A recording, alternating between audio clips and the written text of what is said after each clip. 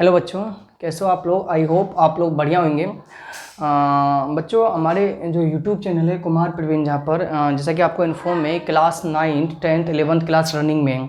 बच्चों, आज मैं एक ऐसा यूनिक कंसेप्ट आप लोगों को बताने वाला हूँ जैसे आप लोग उसको खूब सुनते हो, लेकिन उसके बारे में कभी हम लोगों ने विचार नहीं किया ऐसा आखिरकार क्यों होता है। इस बात को हम जानते हैं, मैथ में कोई भी कंसेप्ट हो बिना किसी रीजन के उसका आंसर नहीं होता है। ऐसे ही कई सारे कंसेप्ट है, हम लोग उसका यूज भी लेते हैं, लेकिन कई बार क्या उस कंसेप्ट को हम जान नहीं पाते हैं। ठीक है, तो जानने का कारण ये नहीं होता है कि हमें उस चीज़ को सिखाया भी नहीं जाता है। जैसे कि उसी कंसेप्ट में आज मैं एक कंसेप्ट की बात करूंगा कि किसी भी नंबर के ऊपर, किसी भी रियल नंबर के ऊपर अगर पावर 0 होती है तो उसका मान हमेशा 1 होता है। आप लोगों ने सुना होगा, जैसे मैं आपको बताऊं कि सर आपने सुना होगा कि टू किसी भी टू है, टू के ऊपर पावर 0 है तो उसका मान हमेशा 1 होगा।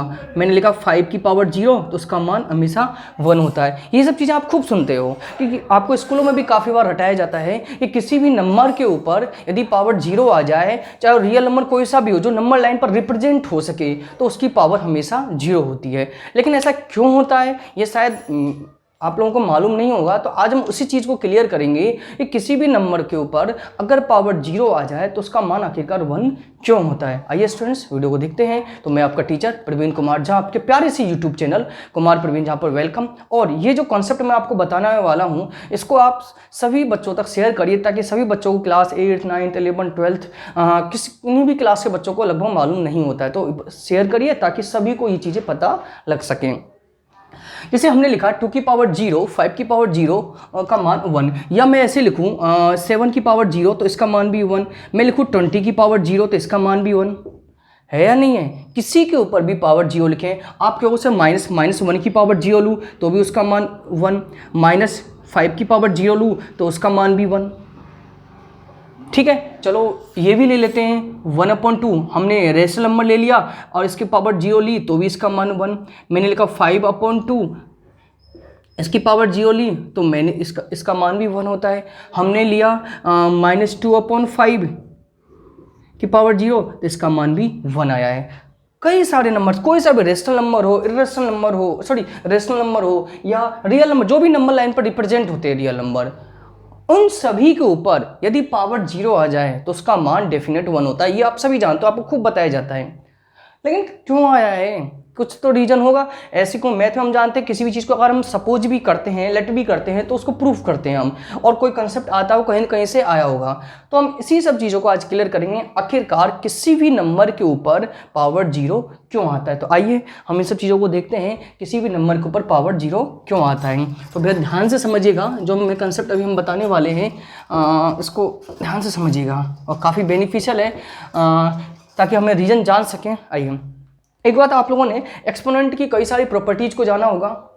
कई सारी प्रॉपर्टीज को हम देखते हैं, पढ़ते हैं, तो उन्हीं सारी प्रॉपर्टीज में आपको पता होगा कई बार नंबर लाइन पर जैसे हमारा बेस सेम हो और पावर बेस सेम हो और वो मल्टीप्लाई में है तो क्या करते हैं, हम पावर को ऐड कर देते हैं।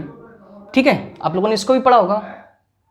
फिर आप लोगों ने ये भी देखा होगा, अगर बेस सेम हो और वो डिवाइड में हो तो हम क्या करते हैं, उसको माइनस कर देते हैं। ठीक है, तो ऐसे कई सारे कंसेप्ट हम लोगों ने पढ़े हैं।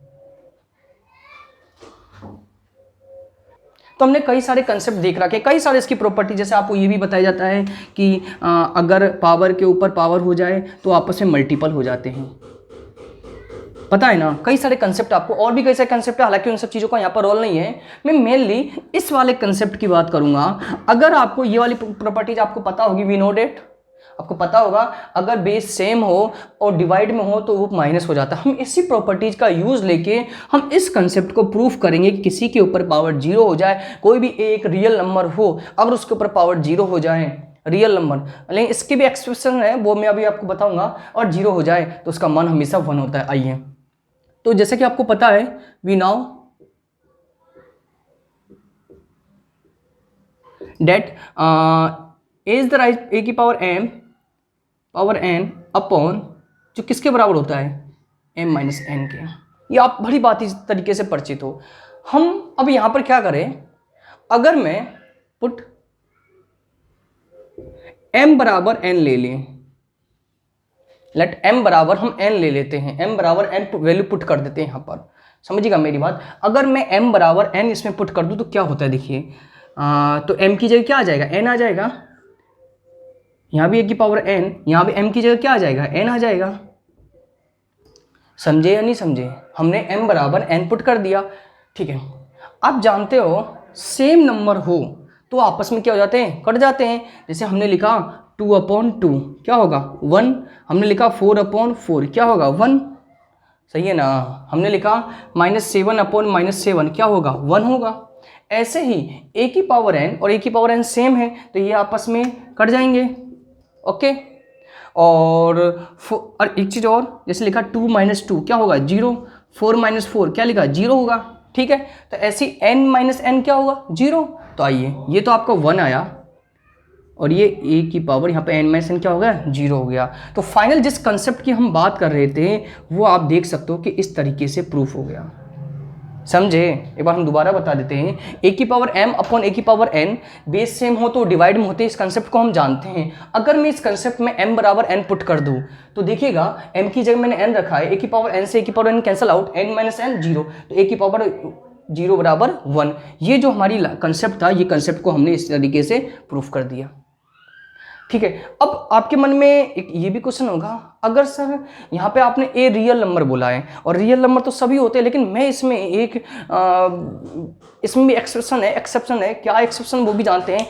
ए का मान 0 नहीं होना चाहिए, ए इज एनी नंबर एक्सेप्ट 0, 0 नहीं होना चाहिए, क्योंकि यहाँ पर ये रूल ब्रेक कर रहा है कब, जब यदि मैं ए की वैल्यू इज नॉट इक्वल 0, ए की वैल्यू यदि मैं 0 ले लूंगा तो उसका मान 1 नहीं आएगा। समझना मेरी बात को। यहाँ पर एक रूल है, a is any number, a is any number except 0।